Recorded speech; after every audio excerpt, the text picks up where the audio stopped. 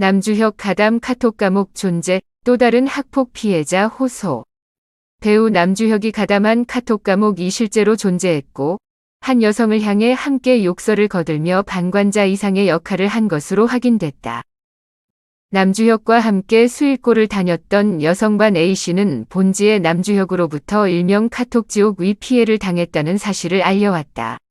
남주혁이 벌인 학교폭력, 학폭, 위 또 다른 피해자라는 것. A씨의 사건은 2012년 5월 10일 발생했다.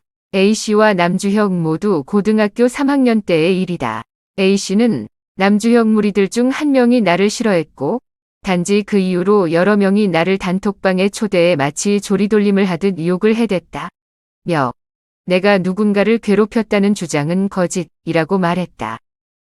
A씨는 당시 단톡방, 카카오톡 단체 대화방, 남주혁을 비롯한 12명의 친구들로부터 강제로 초대됐다고 전했다.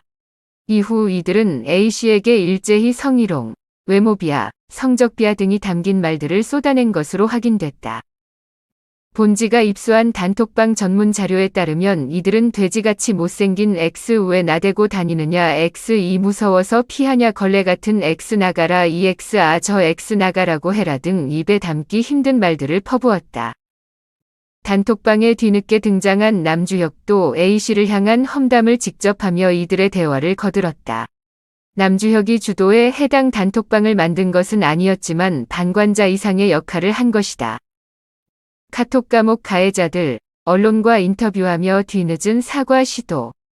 이와 관련 A씨는 당시 충격적이고 억울한 마음의 피해 내용을 학생부에 알렸고, 생활기록부에 적히지 않는 선에서 합의해 단순 교내 봉사로 사건이 마무리된 것으로 기억한다 고 말했다.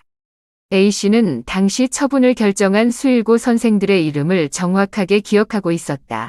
화해를 했다는 가해자 측 주장에 대해서도 학생부 처분에 의해 선생님 앞에서 강제로 사과가 이뤄진 것이라고 설명했다.